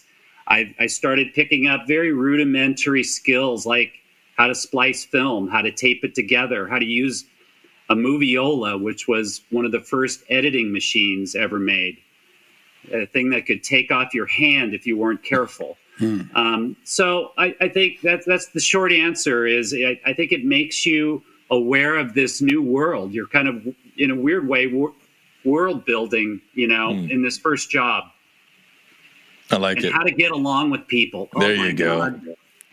Yeah, that's perfect. All right. So now the second one to follow up to that. Why is it important to stay late? Oh, well, can I tell you a story? Sure. Of course. This is again, I'm giving away the book again, but my first job in the trailer business was with a company called Intralink, and it was ran by a man named Anthony Goldschmidt, who was one of the, legends in the business for sure. Brilliant guy. And I was more of a technical guy. I had gone from the shipping desk. Yeah, I knew how to edit. I learned how to edit soon enough on a chem, which was a table, a flatbed, they call it. Mm-hmm. So the technology was improving a little bit. I kept up on that. But my job at the Intralink was more as a finisher. So I would take the finished trailer cuts and make sure they look good and prepared them for either broadcast if it was a television commercial or the big screen. So my job, I got into the business that way. But man, I saw where the fun was. It wasn't doing what I was doing. It was editing, at least for me. And so one day, late, everybody had gone home. I went into Anthony's office and I said, listen, I think I can do this teaser trailer idea that we have, that the company has, that you, Anthony, have for this movie that just came in called The Color Purple. And it was an extremely simple concept of a piece of music done by the late Quincy Jones. Wow. Seeley's Shout theme. out to Quincy Jones. Beautiful, absolutely. Beautiful piece of music. And a bunch of photographs that were shot on set. So stills shot by Gordon Parks, one of the great directors and photographers of all time, in my opinion. And he was hired by Spielberg to be on set and shoot these gorgeous black and white photographs. All I had to do was do my job, which was go and shoot these photographs and do little zooms on certain parts of them and make them look artistic. Take the music and cut in time to the music. Very simple idea. And I said, Anthony, you don't need one of your expensive editors to do this. I'd like a chance, if you would give it to me, to do it. I'll stay late. You're not going to pay me extra for this. You're already paying me. And that's kind of my story of staying late, working, showing your skills, showing your ability, delivering after hours, and impressing the boss. And so I did that very thing. I'm sure I pissed off our editors. I cost them money. Right. But it was a very simple concept. And that was the very first trailer I ever cut. Was for The Color Purple. That's amazing. And it happened after hours, Nick. Right, there it is. You stay late and you show your value. I think that's it. You show the value beyond what they're paying you. Yeah, it opened the door to editing for me. And I was given the opportunity to do it. And I certainly needed that too. So that's awesome. Yeah. All right. Yeah. So the next one kind of shifts us. We talked about the trailer editing, but you also have, I think, some work that you've done. Again, it's across marketing. So you've got the posters as well, right? Yeah. So my question here is, so your posters that I've seen, right, especially the ones that are in your book, the one entitled Opening Weekend. In that book, there you go. You have these posters, and I see that they traditionally feature 4 primary elements. You've got your main protagonists, you have the title, you have a tagline, and then you have the names of your billable cast. Can you just talk about the importance, and maybe even if we go as far as to rank them, but what's the importance of having those 4 pieces in your poster? Like that? There it is. So for those just listening to this, Jim is holding up his book to a page that's called Becoming Kubrick, and it is we're seeing Eyes Wide Shut, the poster here. For those just listening. Yeah. I apologize for that. No, it's great. It's a wonderful example, actually, of the poster you just described, Nick, of having the main characters. The title is essential, I would say. A copy line, I think, is always helpful. And the billing block, you're forced to do. Yeah. Okay. If we had our druthers, we would not have any billing, but it's a bunch of guild rules called paid ad requirements that the Directors Guild, the Writers Guild, the Producers Guild, and those trigger the cinematography group and the editing group. So next thing you know, you've got a lot of names at the bottom of your poster, which is all well and good, but those come from legal requirements that our business affairs at the studio drums up. Gotcha. So, yeah, poster, I think poster design is fascinating. We were just talking about the old days of trailers and the very first trailer. Well, the posters were almost entirely illustrated back then. Mm-hmm. And you look around today and you'll be hard pressed to find an illustrated poster because photography has just absolutely overtaken it. And the star power, you want to show your stars that you're paying $10 million to be in your movie, and they will draw, hopefully, an audience to come see your film. To me, movie posters don't really work like trailers do. I don't think they're persuasive enough alone to draw you to buy a ticket. However, if you have Tom Cruise and Nicole Kidman in your film, who are big stars, and the name Kubrick, who's right up there with them at the same size in the Eyes Wide Shut poster, you could see why the desire for studios is to utilize these movie stars. So back to your original question, Nick. What was it? So, why are those three elements? They're important, but let's shift it a little bit. So many of the people in our audience, let's say they're independent. So they're not going to have elements that you have. So let's just take the star names out. Absolutely. Right. So now we're left with a title, a tagline, and your main protagonists, which again, the main protagonists are often your stars, but at least you're featuring them. If you're an independent filmmaker and you don't have that star power, what are the most critical things that you should have in your poster to really grab that attention? Yeah, I'm looking at this screen behind you right now. And I think the Joker, I see Darth Vader. These are not photographs I'm seeing. These are iconic, high-con representations of those characters. Yep. So they're striking. They grab my eye. They make me curious. Yep. That is important if you're an independent filmmaker, is above all, come up with something impactful, intriguing, that gets people like turning to your friend and say, you see this? What do you think this means? You don't want to create confusion. You want to create interest. You want to persuade. Intrigue. Should we show him this list I think you need to be impactful. of posters, Nick? Should we show? No, you're talking about the ones that you've got. Oh, well, before you do that, and you show him some of the stuff that you've seen, Chris, I wanted to mention to Jim. Yeah, exactly. I wanted to mention to Jim the beauty of what's behind me. Yeah. Please do. Yeah, so my friend knows. Yeah, and many of our audience may not even know. But yes, that is not a screen, my friend. That is real. And what that is those are Legos, my friend. Oh, yes. Wow. So this is all Legos that I've made of things that I love. Fantastic. I love it. Yeah, it's super cool. Man. Yeah, I love it. Yeah, a lot of people think you should have did the poster for piece by piece. Oh man, that would have been. I should have designed the Lego set for that. When I saw it come out, I was like, "This is not what you want." But anyway, I'm not going to go there. Not to pat ourselves in the back before you go to the next question, Nick.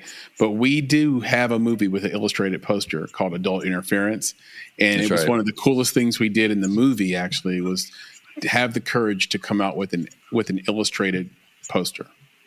Yeah. So and Kate, you can throw that image up if you want to. She will. Yeah. Yeah. I mean, Harry Potter. Granted, your audience may not give a hoot about Harry Potter and the franchise business that it became, but the last poster of the first film was a beautiful illustrated poster. By Drew Struzan, maybe the world's greatest poster illustrator, did Indiana Jones, did the Star Wars films. And Chris Columbus, the director, really wanted that vibe for his first Harry Potter film, for Sorcerer's Stone. So people might equate, I think, oh, this is an instant classic right here, because it looks like other instant classics like that Drew Struzan had done.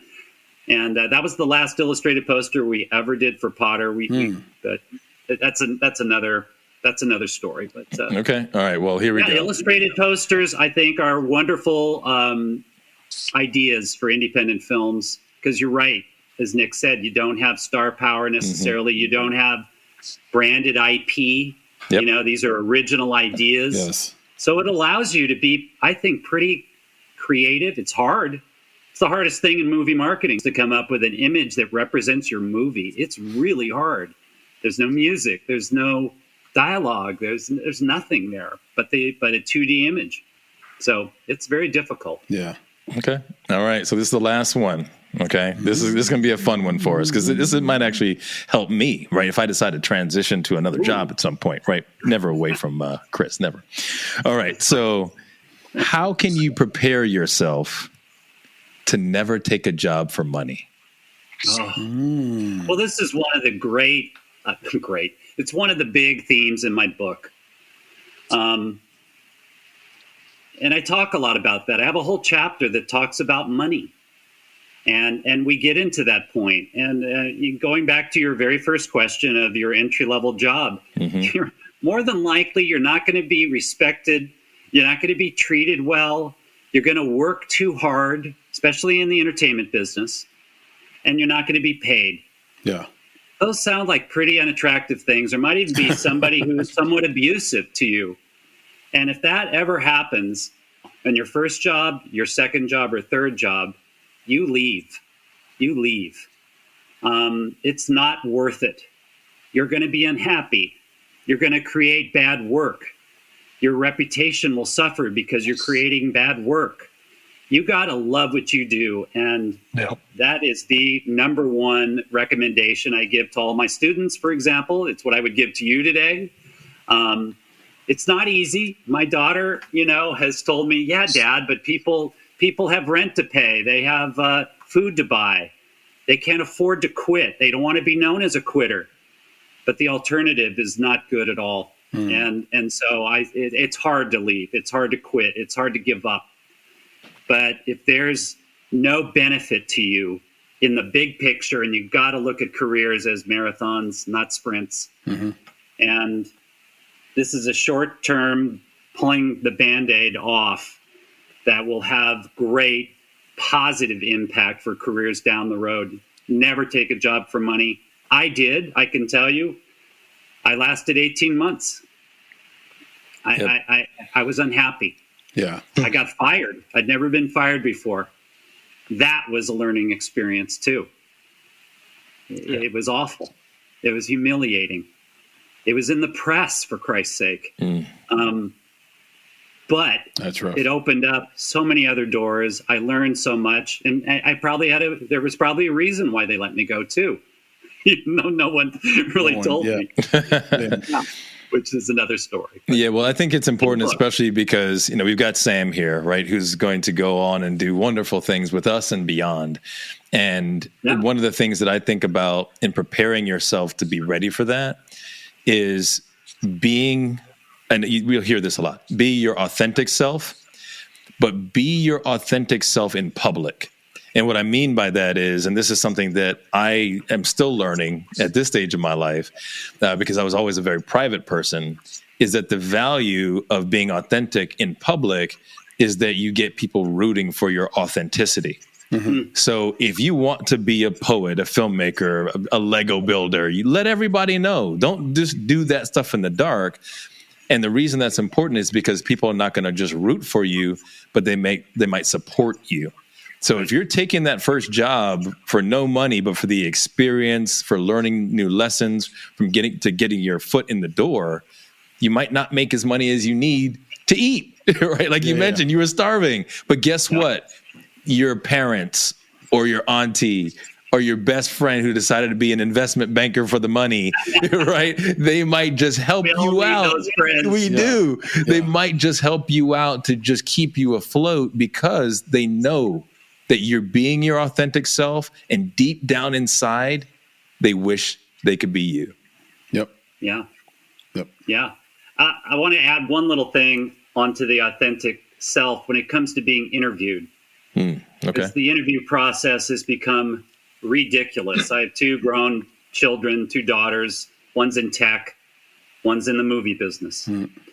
And they both have to go through, and as you will, Sam, after you leave this wonderful group, and if you go on to a job where you're interviewed, you know, as Nick says, be yourself. Don't try to be what you think you want them to be. That's a huge mistake that a lot of young people make.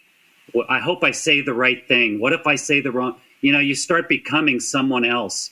And as long as you're true to yourself, and even to the point where you can say to a question, you know, I don't know the answer to that. Let me find out. That's a great answer. Yep. And it's people are terrified to use it. Terrified. Yeah, here. Oh, now I don't know the answer to all their questions. I won't get the job. I don't think that holds. Yeah, I don't either. Kudos. Yep. And that whole last question, Nick, really, I related to it so much. You know, I spent 13 years in healthcare, education, and tech, and I loved the people I worked with. I loved the person I worked for. I still talk to him. But I woke up one day and realized I'd given all my creative energy to some other man's idea. Mm-hmm. And it was also that creativity was locked in a box because it could only happen inside the walls of his corporation. So no one could even see how much I was giving and doing and how much time I was spending. And I think you're right, Nick. You know, you can be rich in money or you can be rich in time. And I think the person that's rich in time probably wants to have some money. And I think the person rich in money probably wants more time. So it's a little dance you have to play in your life. And, you know, you figure it out as you go along. I promised the audience that I would circle back to this. So before we wrap up, I want to make sure we circle back to this. Yes, exactly. Because I think it's so important. If we're making a $3 million film, Jim Fredrick, what is the best use of our marketing dollars? So we got a $3 million film. Let's say we didn't do the thing where we're going to spend $3 million on marketing because we don't have it. The total film's $3 million. And let's say we set aside, what would you say, Nick? 50 grand or 100 grand? What's the better number for this example? Well, I like 50 the 50. Grand. Yeah, me too. Yeah, I like the 50 50's because more realistic. Because that's all they're willing to do, if that, right? So I like to go 50 to stretch it a little bit. So 50 grand, we raised $3 million. What's the best way to spend that 50 grand on marketing? Well, Sam's not going to like the answer to this, but and I am coming from a very prejudiced point of view because I am still at heart a trailer maker. Mm-hmm. Okay, and I still believe that is the most impactful piece of material. I'm not talking about how you get it out there, mind you. I'm talking about the message you create that will draw people to your film. That's all I care about. So I think it's well within your budget to hire a great trailer maker, talk to them, tell them your hopes and dreams for this piece. Mm-hmm.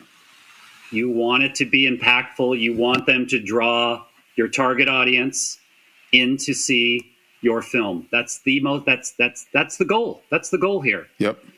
And I hate to say this, but filmmakers have a different language when it comes to editing their films. The long form is very different from the short form of a 90-second trailer. Yeah. So that's my advice, is I would hire one of the best in the business. There's lots of vendors who do that. Yeah. There's people working cheaply on their own. It's what I did for 3 years. And I cut a lot of trailers and something called a rip-o-matic, which was a trailer for a film that hadn't been produced yet. Okay. which I think are really important in the independent world. Write that down. Rip-o-matic. Mm-hmm. Rip-o-matic is basically you take material from other sources and you deliver the story in the screenplay.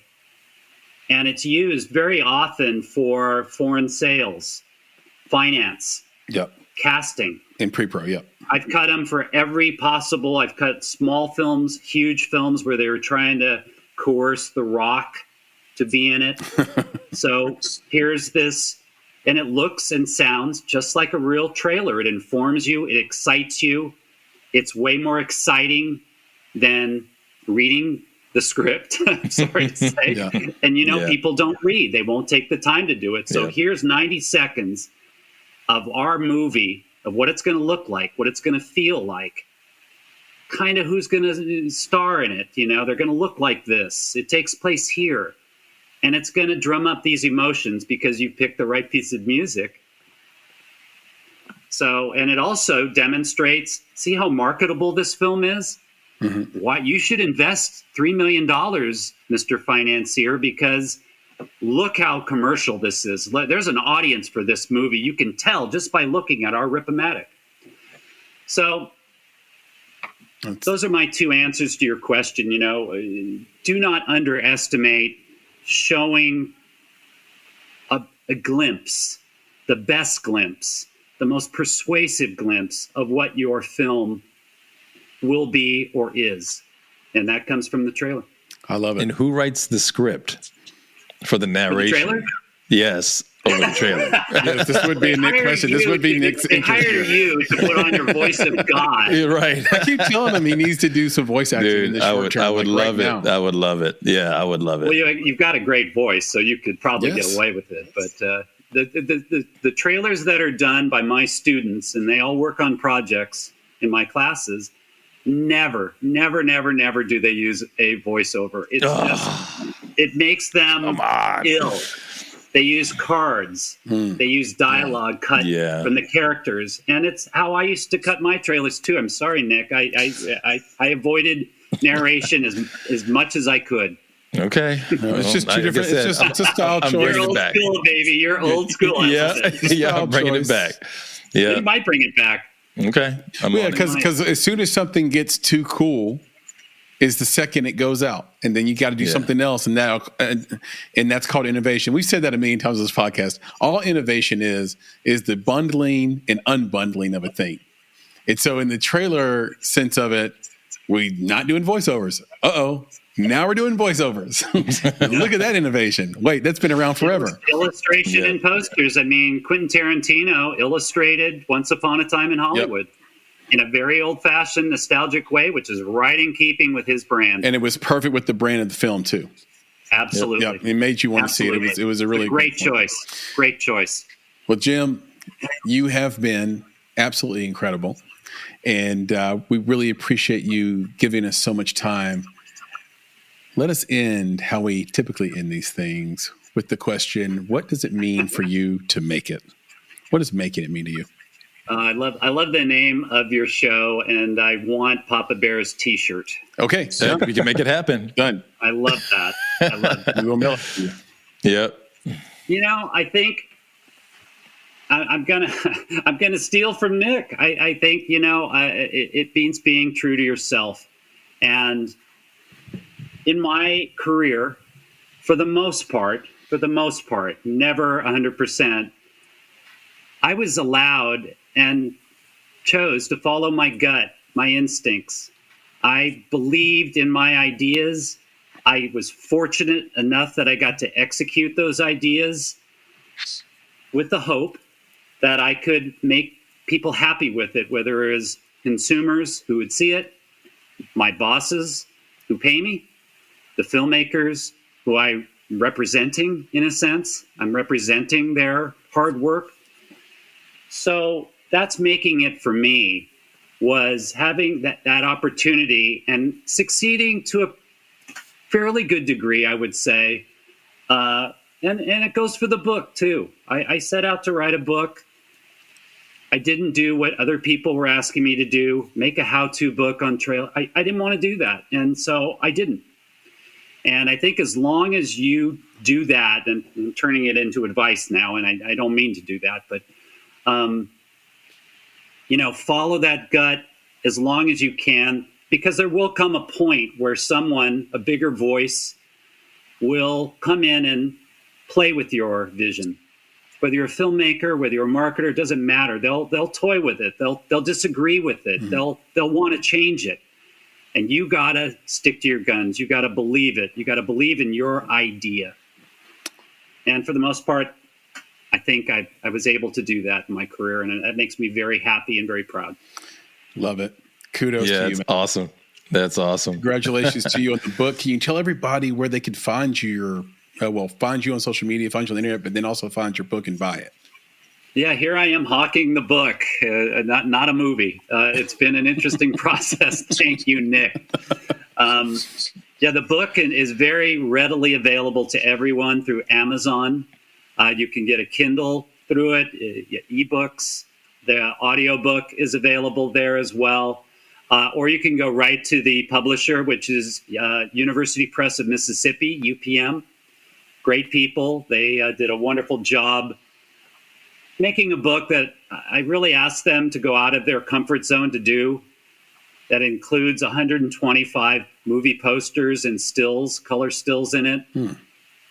It was asking a lot, and we needed to go to the studios to get the rights to be able to kind of support the stories I was telling about behind each film and the marketing of each film. Yeah. So I do think there's lots of different things that the book offers. I think advice to young people, no matter what business you're going into. I think it's fun to read about maybe your favorite movies that are in there and what went on behind the scenes. I write a lot about all the Harry Potter films. The story about Eyes Wide Shut is perhaps my favorite chapter. I was brought into that after Stanley Kubrick died.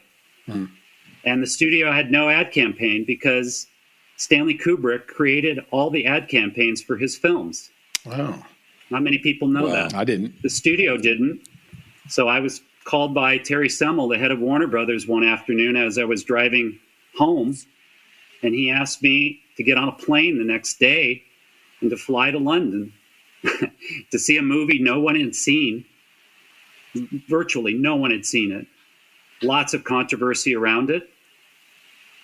2 major stars in it. Yeah. What's going on? Stanley Kubrick. Everybody wants to know what his next film is going to be. And I had to come back to Burbank with a couple of trailers and a movie poster and some TV commercials within a week. So that story's in there. And I think it was the most memorable story I've ever been through in my career. So that's in the book. That's my little teaser for the book right there. I like it. Well you done. Can get it on Amazon very readily. And I think any moviegoer will find something in it that speaks to them. Beautiful. Beautiful. And then any social media handles, any websites for yourself personally, any email you want to give if people want to reach out to you with questions directly? Boy, that's a good question. I'm on Facebook. I'm on LinkedIn. I'm on Instagram. It is up to me to market this book through those ways. I'm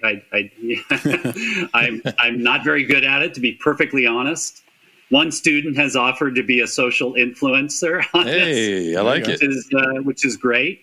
I would mention my website is kind of fun to go to because it has my career in there, and it also has every trailer and every poster that I've worked on. Not every, but only the good ones. Yeah.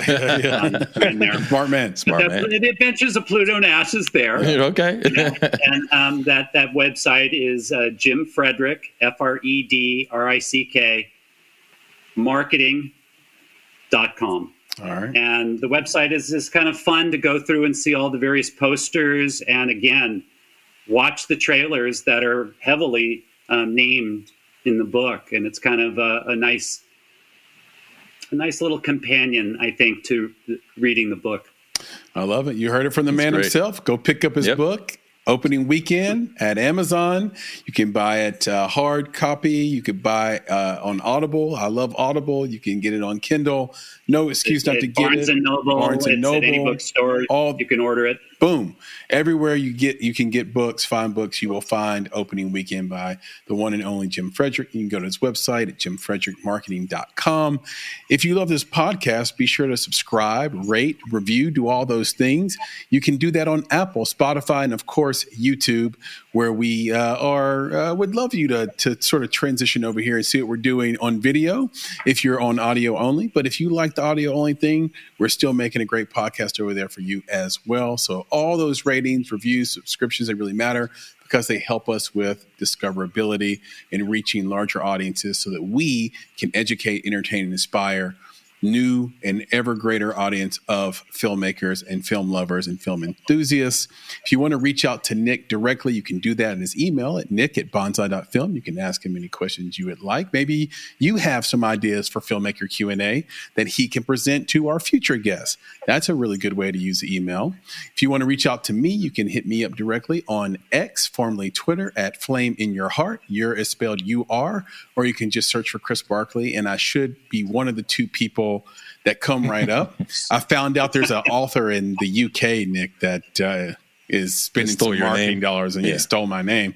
He's like this Scottish author that's, there's a lot of Chris Barkleys doing a lot better than me. I'll just put it that way. So you just throw that out there. We have a newsletter. It's called Indie Insights. You can sign up for that. It's completely free. It comes out every 2 weeks. It's at bonsai.film/subscribe. Bonsai spelled with an S, BONSAI.FILM, so not .com, .film. And once you put your email in there, you'll get the very next edition. And so with that, one more thing, Cotton Bureau. We have a collaboration with the wonderful Cotton Bureau site and people, folks. cottonbureau.com for the t-shirt that Jim mentioned earlier. Buttery soft t-shirts, hoodies, sweaters, incredible hats, actually.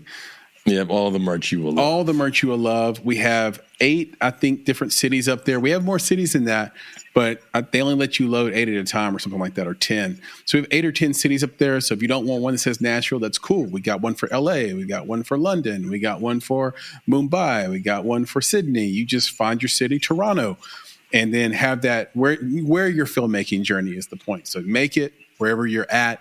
That's the key. Produce where you are and chase your dreams, be your authentic self.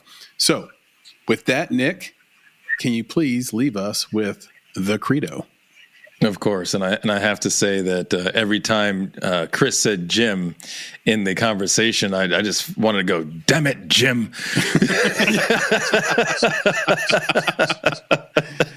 I knew that was coming. It was in my soul, man. It was in my soul. I had to let it out. Jim, thank you. No, we'll give a shout out to Joey Baggs, friend of the podcast, who said, Star Trek is for adults. Yes. Yep. Yes. Yeah, and Star Wars is for children. Star Wars. So anyway, shout out to Joey. But I had to say just this. Thank you so much, Jim. We appreciate this. This was an amazing conversation. I think as we had all expected it to be. I do have to give my plug for the book as well, because we talked, amongst ourselves about just how it was written and how we were kind of surprised by what we got. The storytelling is amazing. The way that you weave in advice into that storytelling makes it a very easy and fun read. Yes. So, when people look at a book and they say, well, how many pages? Don't worry about the pages. Think about the stories, right? When people in your family are telling you stories, do you ask them the word count? You don't. You listen to the story. You appreciate the lessons learned. You take the advice, and you're much better for it. So I think that's what they will get out of this book. They should definitely get it, pick it up, share it, tell other people about it, because this is the type of legacy that's very important for those of us who've done things in the past to prepare those of us who are moving into the future. So thank you for everything. Thank you for the book. Thank you for the conversation. And with that, I will say to our friends, our fans, our fellow filmmakers out there, be better, be creative, be engaged. And thank you for listening. Jim, Nick, talk to you guys soon.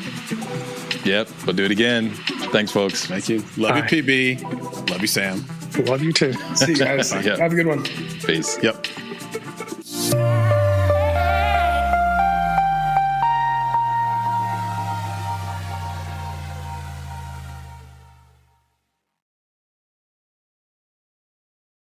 You just realized your business needed to hire someone yesterday. How can you find amazing candidates fast? Easy. Just use Indeed. Stop struggling to get your job post seen on other job sites. With Indeed sponsored jobs, your post jumps to the top of the page for your relevant candidates, so you can reach the people you want faster. According to Indeed data, sponsored jobs posted directly on Indeed have 45% more applications than non-sponsored jobs. Don't wait any longer. Speed up your hiring right now with Indeed. And listeners of this show will get a $75 sponsored job credit to get your jobs more visibility at Indeed.com/PODKATZ12. Just go to Indeed.com/PODKATZ12 right now and support our show by saying you heard about Indeed on this podcast. Terms and conditions apply. Hiring? Indeed is all you need.